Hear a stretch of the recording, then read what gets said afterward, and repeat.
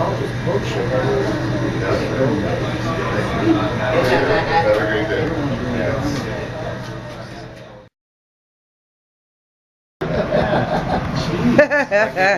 You guys. Yeah. What the hell?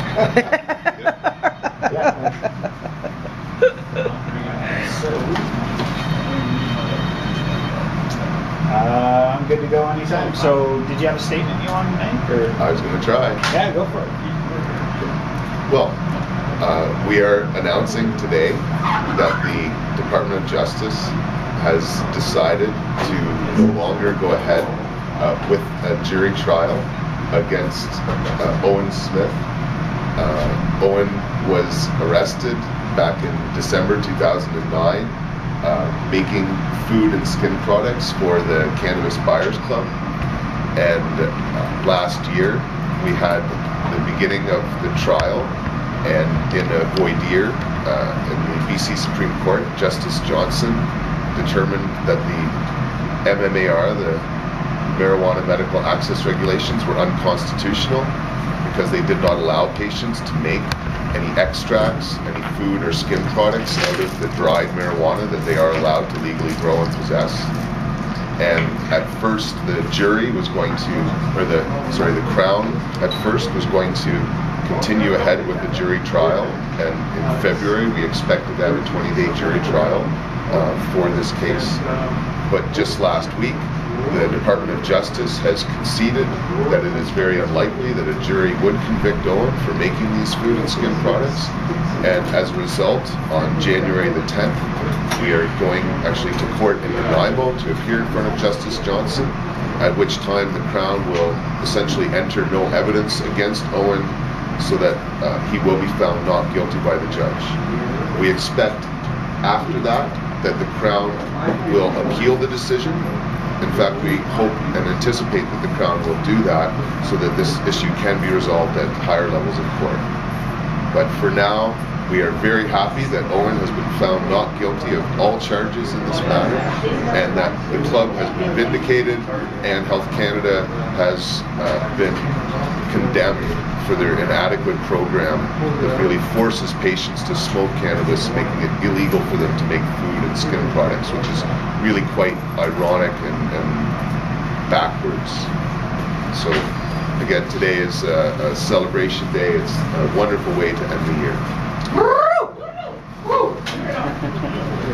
How do you feel about it? I'm really happy to have the pressure off all of our shoulders, for all the members that to testify.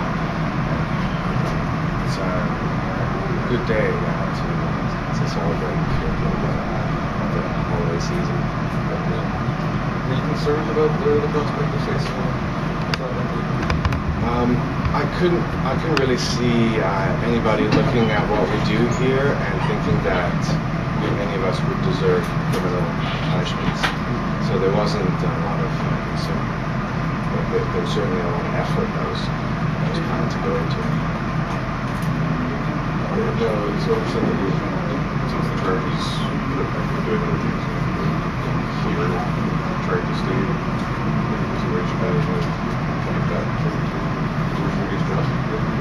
Well, I do still work here. I've been more into graphic design and writing for the last few years. The activism concept. It's been nice to branch off and really help to contribute, working with the members to help to improve all the services that we have here. Because over 3,000 members continues to expand, so we have to continue to try and improve the services. There's lots to do. Tim, why are the names products why are those cannabis has a number of medical benefits. It's an anti-inflammatory, it's a muscle relaxant, and a painkiller, and that occurs whether you eat it, smoke it, or apply it on the skin. Eating cannabis is a lot healthier than smoking it for a number of reasons. It's not that smoking it has many harms associated with it, but when you eat cannabis, especially the anti-inflammatory benefits, they last for 4 to 6 hours, 8 to 12 hours even.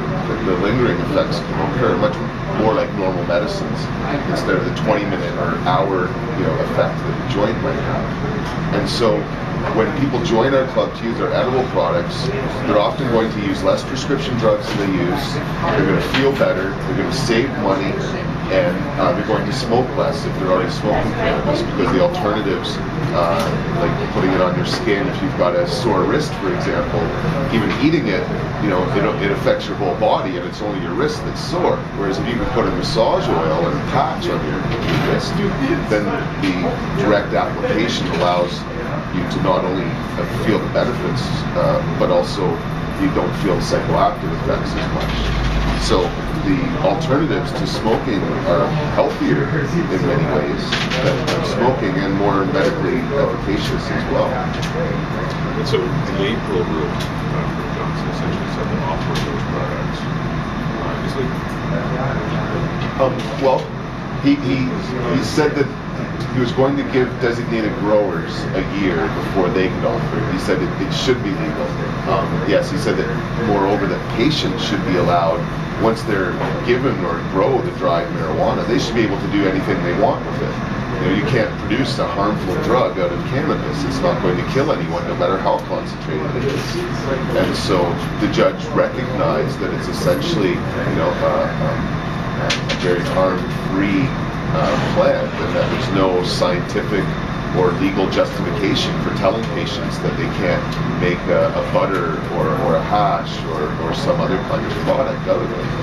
And so the extension of that is that for patients that can't look after themselves, caregivers such as Owen and myself should be allowed to do that. And so the judge gave Health Canada a year to come up with this designated grower end of things, but he said immediately for patients, they should be allowed to use this plant and the medicines they make from it without fear of prosecution.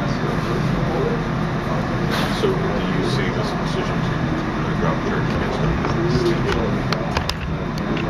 Yeah, this should have been their immediate conclusion. For the Department of Justice to think that the judge could rule the law unconstitutional, but that a jury would still find Owen guilty of a crime, I think was unreasonable. And so it only makes sense that the Crown would want to proceed to the Court of Appeal on the voir dire matter. And at this point, the idea of convicting Owen, or anyone really, for making, cookies and stuff is quite unlikely in front of a jury. That the public is going the other direction. We've seen many signs of that this year, and I think this is another sign that the Crown just does not want to go in front of a jury with a case such as this. But they should have come up to that conclusion last April. So do you know formally which Crown will appeal the They've indicated they will. In fact, otherwise they should have just dropped the matter entirely at this point.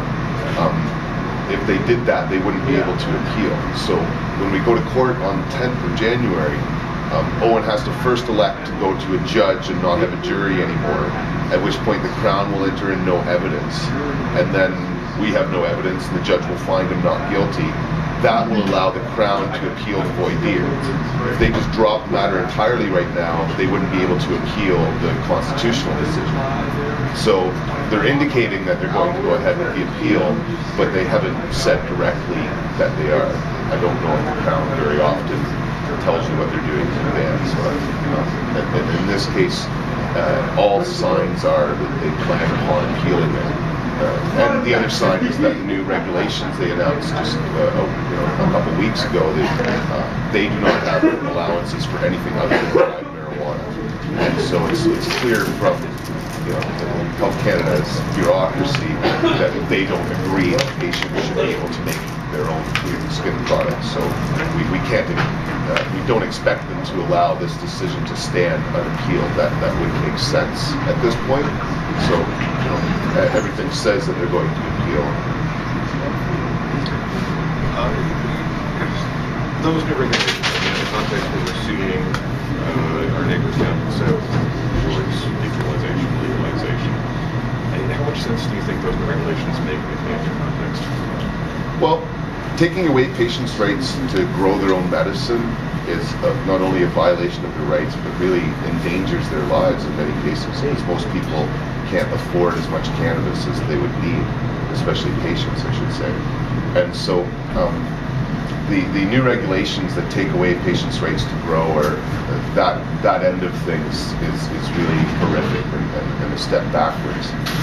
On the other hand, opening it up to commercial producers and taking away the monopoly that Health Canada created so far, which would allow a lot more businesses to get in the industry and provide products, that's a good step. That is moving in line with what's happening in the United States, the commercialization of this.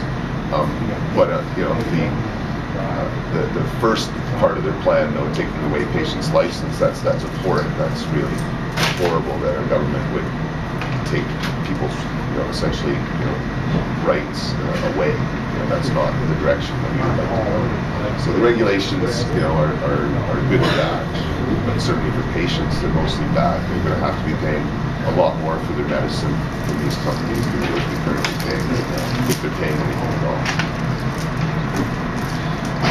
Any point to say what this process is?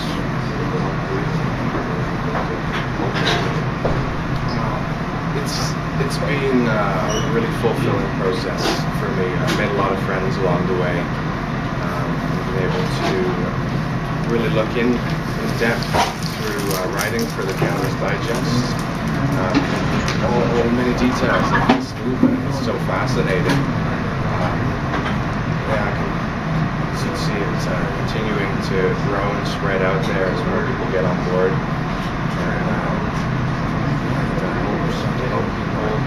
Just need this medicine. I'm really happy with all the progress that's been made, and being able to witness it as well as validate it through the courts. It's clear that we're changing. Society's transforming. I'm proud to be a part of that. I'm going to do a one-on-one with Owen, if that's okay. Well, we're running off to the baker here anyway, so I'll just leave you guys to that. Yeah. Oh, sorry, you guys are... Can we Did go? you want to come too? Yeah. Okay. Oh, yeah. Did you get shots of the fridge? I'm going to I did, yeah. drive with these guys. I'll probably leave the address with you. Yeah, that's fine. One thing I said to them, we don't want any shots of the street, so none of the just the inside. So Sure. don't want the neighbors catching on. Oh, and I'm just going to put you on that piece of duct tape right there, if you don't mind, and I'll just ask you a few extra questions here. You guys got all the shots? Do you want me to open the door for you?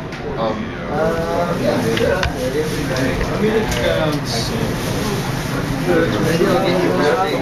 the paper always mentioned. We publish it ourselves. It's more my job. And I have book written as well now. I'm now more involved in how to do the education. So don't worry about the camera, you just talk with me, and can I get you to say and spell your name first? Owen Smith, O-W-E-N-S-M-I-T-H. Owen, talk to me a little bit about that day in 2009. What was going on? What happened? When the police rapped on the door at about 3 o'clock in the afternoon, it was a particularly cold December afternoon, and I had the windows a little bit more closed than they usually would have been. And it generated some smell inside the apartment, and when they knocked on the door, I responded quickly and just they asked me if it was my apartment, which it wasn't. So I was just the baker for the Buyers Club apartment. So then they told me that they had to come in, so I let them in, and then I told them it was the Cannabis Buyers Club bakery, and proceeded to kind of show them around. Had some cookies in the oven at a time. I had cookies on the cooling rack. I had caps that were completed on the tray on the counter, and lozenges in the fridge, butter melting on the stove. It was quite a full scene. They read me my rights and consulted for a little while about what they were going to do, and then more police showed up and they put me under arrest, but they were really polite not to put handcuffs on me. What was your reaction as they read you your rights and they put the handcuffs on you? They didn't put handcuffs on me. No, they were really polite throughout the experience. It was kind of being faced with the law and really believing in what I was doing and it making good sense to me. I didn't feel at risk or I was any kind of risk for them, so there was this kind of relaxed attitude about the whole interaction with them. So what was it like, obviously you're facing charges, you're going to court, what's the process been like for you? Well, it's been 3 years. We originally thought they wouldn't continue, it made such clear sense that people would be able to have cookies and massage oils when they allowed them to smoke it, that they were just going to drop the charges. But because it's such a key issue in terms of looking at the plant scientifically, I suppose that they thought that it would be worth challenging us. And then since we brought scientists from California, was able to outweigh the scientists that Ottawa sent, and an 80-year-old mother could establish in the law some of those scientific facts around cannabis that benefit people with medical need. And so when you got the news that the charges are going to be dropped or this is not going to be proceeded forward with, what was your reaction to that? I was pretty happy about that. It was on the 21st, and I had invited my mom over for tea that afternoon, and she just happened to get there right at the same time, and she brought my dad too, so it was perfect timing to tell them, and they were really happy to hear that, a lot of pressure off of their shoulders, because for me, who understands the situation and is involved with it, I can talk about it and help them to understand, but there's a big gap for a lot of people. They were really concerned. So it was also my grandma's birthday. Happy birthday, Grandma. And going forward, do you plan to get back in the bakery, or where are you at with all this? Well, through my research, I've come to see that into cannabis products, that there is so much that can be made out of cannabis. So we'll see how it goes. I've been really interested in just kind of forging that ground and writing about it, and we'll see how the new regulations play out for people being able to make any of these products, because they didn't include that in their proposals. So we'll be happy to see people have different options that might be even easier on them for specifically people who couldn't eat certain kinds of foods, and it's more to cover all the many different people who use this. This process, has it changed you at all, and has it changed your outlook at all, or? It's been a continuous learning process, and I certainly have picked up a lot from my lawyer, who's very knowledgeable, and from Ted. Working with them has just expanded my knowledge of the law and of the products and of the government's ideas of what's really important that we cover about those products. Has it steeled your resolve to proceed with what you're doing? It's certainly given us a certain level of confidence to know that we're right, and that we can make these kind of products, that even if it's being denied by the law continuously, if somebody really needs it and that's what's available, then anybody could make that leap and say, hey, no, like I'll do that for you. So I'm really happy that there's some more confidence there for people to feel protected, to be nice to each other if they really need. And that's really what we're trying to do here, just help those who have no other options Avenue, Empress Avenue. in their most vulnerable states. Okay. Thanks, man. I think that's it. Okay. Appreciate that. So it's 2014 Empress?